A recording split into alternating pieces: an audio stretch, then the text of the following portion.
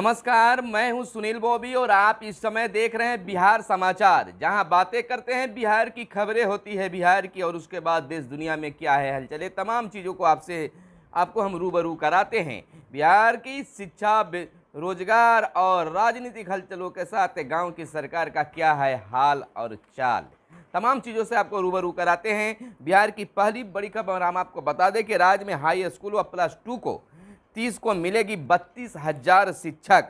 दीपक कुमार सिंह अपर मुख्य सचिव का आया बड़ा बयान। उन्होंने कहा 30 जुलाई को नियुक्ति पत्र बांटे जाएंगे। ज़्यादातर जिलों में तैयारी अच्छी है, कुछ जगहों पर प्रक्रिया कुछ पीछे चल रही है, वहां विभाग में तेजी लाने का निर्देश भी दिया है। चूँकि छठे चरण काफ़ी विलंब हो चुका था, इसलिए विभाग इसे शीघ्र पूर्ण करने की मंशा रखता है। और आपको बता दें कि अब हाई स्कूलों में शिक्षकों की कमी को पूर्ति करने को लेकर विभाग जो है बिल्कुल सख्त है और 7वें चरण की बहाली शीघ्र किया जाएगा। आपको बताते चले कि तमाम किंतु परंतु और अवरोधों को पार करते हुए अंततः छठे चरण में माध्यमिक उच्च माध्यमिक शिक्षकों की बहाली की प्रक्रिया का सबसे महत्वपूर्ण चरण इस माह पूर्ण हो जाएगा।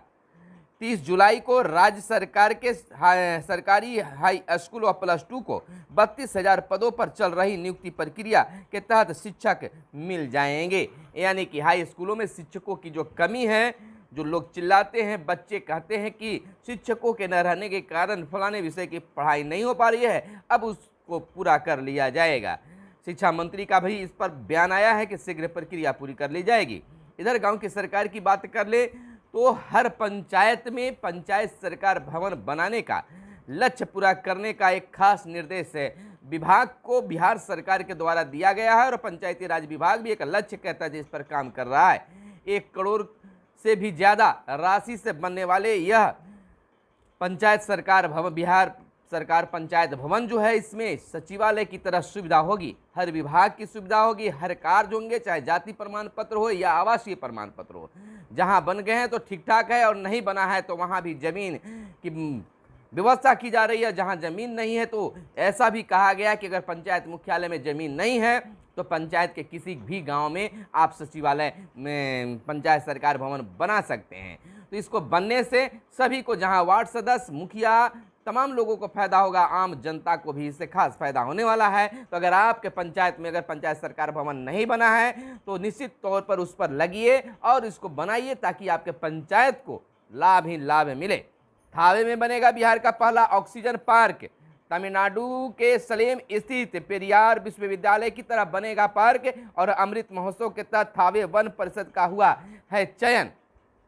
आपको बता दें कि 75 वन परिसर क्षेत्र को देश भर में जैव विविधता के महत्व के अनुसार किया जा रहा है विकसित और 7 किलोमीटर गोपालगंज शहर से दूर नगर वन परिसर क्षेत्र में पार्क बनने से पर्यटन को मिलेगा बढ़ावा। ऑक्सीजन पार्क के लिए लगाए जाएंगे मीमा प्रजाति के कई तरह की चीज़ें और वन परिसर में आयोजित कार्यक्रम से पीएम जुड़ेंगे। पार्क के कई फायदे भी दिखेंगे। आपको बता दें कि बिहार में पहला ऑक्सीजन पार्क गोपालगंज जिले के थावे में वन परिषद में बनेगा। आज़ादी के अमृत महोत्सव पर देश के 75 नगर वन परिषद क्षेत्र की जैव विविधता के संरक्षण व समृद्धि के लिहाज से नगर का योजना से विकसित किया जा रहा है। इससे शहर से 7 किलोमीटर की दूरी पर स्थित थावे मंदिर के समीप 12.63 हेक्टेयर क्षेत्र है। क्षेत्र में फैले वन परिषद क्षेत्र का भी चयन किया गया है और मतदान केंद्रों की अंतिम सूची का प्रकाशन 29 अगस्त तक होगा। बिहार में नगर निकाय चुनाव को लेकर मतदान केंद्रों के गठन और उसकी अंतिम सूची का प्रकाशन 29 अगस्त तक होगा। राज्य निर्वाचन आयोग ने नगर निकाय चुनाव के तहत मतदान केंद्रों के गठन, मतदान केंद्रवार मतदाताओं की संख्या निर्धारित करने और मतदान केंद्र की अनुमोदित अंतिम सूची प्रकाशित करने को लेकर कार्यक्रम तय कर दिया है। और इधर बिहार पंचायत चुनाव की अगर बात करें तो बिहार पंचायत चुनाव के बाद कई जगह कई पद ऐसे खाली भी रह गए हैं। जैसे चुनाव के बाद भी कई प्रतिनिधि का मृत्यु हो जाने के कारण या किसी अन्य कारण के कारण वहां चुनाव नहीं हो पाए हैं, तो वहां भी चुनाव कराने की मांग आम लोगों ने बिहार सरकार से, निर्वाचन आयोग से किया है। राज्यपाल के शहीद पीर राज्यपाल ने शहीद पीर अली को दी श्रद्धांजलि। 2 साल का एक साथ मिलेगा आईसीटी अवार्ड। आपको बता दें कि कंप्यूटर के क्षेत्र में बेहतर करने वाले स्कूली शिक्षकों को दिया जाने वाले national ICT and communication technology award एक साथ 2 वर्षों को घोषित किया जाएगा। इधर लालू प्रसाद से एम्स में पशुपति पारस मिले और 11 अगस्त को निकाय कर्मी रहेंगे हड़ताल पर। इधर 1000 एम्बुलेंस स्वास्थ्य बेड़े में शामिल। मंगल पांडे का एक बयान आया है। मुख्यमंत्री नीतीश कुमार के हाथों से 501 नए एम्बुलेंस को बीते दिन राज्य के विभिन्न जिलों के लिए हरी झंडी दिखाकर रवाना किया गया। मौके पर स्वास्थ्य मंत्री मंगल पांडे ने कहा है कि स्वास्थ्य विभाग की इस पहल से रेफरल परिवहन को काफ़ी मजबूती मिलेगी। साथ ही प्रधानमंत्री नरेंद्र मोदी एवं मुख्यमंत्री नीतीश कुमार का घर घर तक चिकित्सा सुविधा पहुंचाने का सपना साकार करने की कड़ी आगे बढ़ाएगा।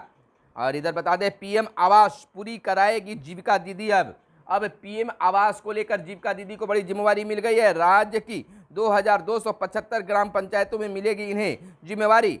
जिलों में जल्द दिया जाएगा इन्हें प्रशिक्षण। आवास की निगरानी जिम्मेवारी भी रहेगी इन पर। यानी कि आवास, पीएम आवास चाहे इंदिरा आवास, जो भी आवास है, उसके लिए जो भी आवाज़ उठती है कि पैसा लेकर आवास दिया जाता है, पहली किस्त पर, दूसरी किस्त पर और तीसरी किस्त पर लिए जाते हैं पैसे, तो अब इस पर लगाम लगाने के लिए सरकार ने एक नई पहल शुरू की है, करने जा रही है कि अब जीविका दीदी के माध्यम से पीएम आवास पूरा कराया जाएगा। अब देखना यह होगा कि कितना सफल होता है, लेकिन फिलहाल जो है इन्हें ट्रेनिंग देने की कार्य शुरू किया जा रहा है।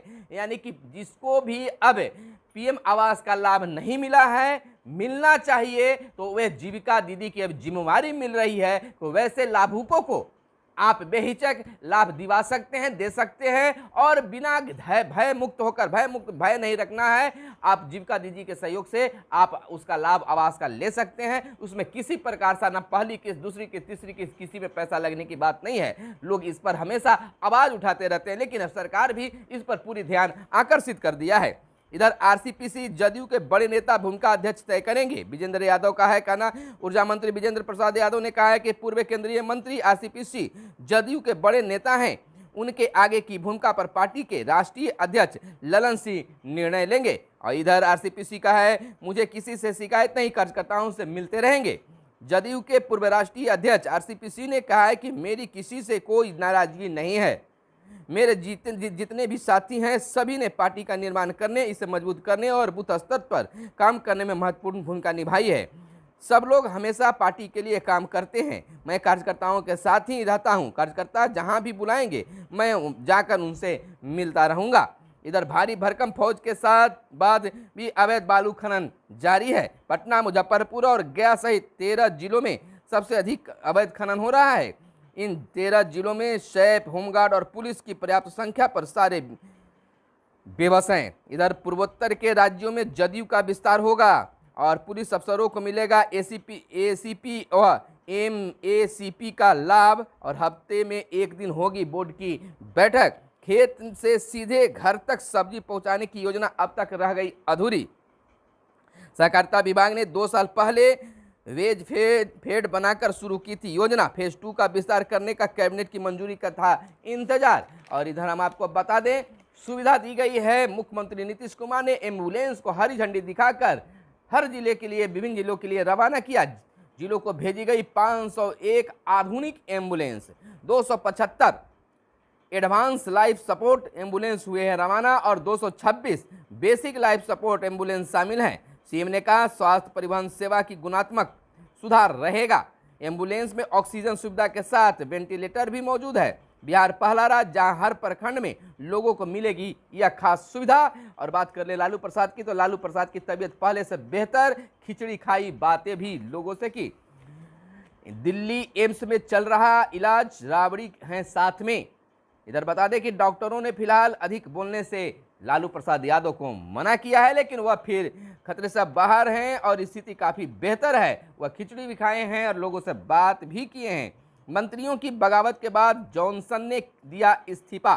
अपने ही मंत्रियों की बगावत के बाद ब्रिटिश प्रधानमंत्री बोरिस जॉनसन ने गुरुवार को कंजेविया के पार्टी से के नेता पद से इस्तीफा दे दिया है। और इधर फैसला है गेहूं से बने उत्पादों के निर्यात पर पाबंदी लगाई। 2022 में 70 लाख टन गेहूं का निर्यात भारत ने किया। फिल्म अभिनेता राज बब्बर को 2 वर्ष की सजा। करीब 26 साल पहले लोकसभा चुनावों के दौरान मतदान अधिकारी से मारपीट करने के आरोप में तत्कालीन सपा प्रत्याशी एवं फिल्म अभिनेता राज बब्बर को एमपी एमएलए कोर्ट ने 2 वर्ष के साधारण कारावास तथा 6500 रुपये की जुर्माना की सजा सुनाई है। इधर संस्थान डिग्री धारक युवा तैयार करें, मोदी का कहना है। पीएम मोदी का कहना है, पीएम नरेंद्र मोदी ने कहा है कि शिक्षण संस्थान केवल डिग्री धारक युवा तैयार न करें, युवाओं पर भी लादने का जमाना जा चुका है। युवाओं को उनके सपने के मुताबिक उन्हें उड़ाने के लिए ऊर्जावान बनाने की कोशिश की जाए। और बिंडनानंद ने लिया सानिया से संन्यास और लीना के एक और पोस्ट से विवाद। तो यह थी आज की खास खबरें जो आप तमाम दर्शकों को जानना जरूरी था। आपको बता दें कुछ देश दुनिया की खबरें। संस्थान केवल डिग्री धारक युवा तैयार न करे, पीएम मोदी का यह बड़ा बयान है। बच्चों से बातें की और उसी दरमियान उन्होंने यह बातें बोली। ब्रिटेन पर जासूसी करने का आरोप और जॉनसन के इस्तीफे के बाद ब्रिटेन में राजनीतिक संकट का अंत और सजा से बचने को कैंसर का बहाना, 2 साल और जेल। हज शुरू, दुनिया भर से 10 लाख यात्री पहुंचे। देश में कोरोना के 8,930 नए केस मिले हैं और वीवो ने 62,476 करोड़ रुपए विदेश भेजे, ईडी का यह कहना है। और लीना मनी मैकेलई ने फिर किया आपत्तिजनक पोस्ट। ऑस्ट्रेलिया में काफ़ी तेजी से बढ़ी हिंदू मुस्लिम आबादी। टाटा प्रोजेक्ट रिश्वत मामले में 6 अधिकारी हुए गिरफ्तार। और इधर कुछ और खबरें चलते चलते बता दें, शादी के बंधन में बंधे पंजाब के सीएम भगवंत मान, यानी कि आपको बताते चले कि पंजाब के मुख्यमंत्री भगवंत मान गुरुवार को डॉक्टर गुरप्रीत कौर के साथ विवाह के बंधन में बंध गए। इस दौरान दिल्ली के मुख्यमंत्री अरविंद केजरीवाल ने पिता की तो आप सांसद राघव चड्ढा ने भाई की रस्में निभाई।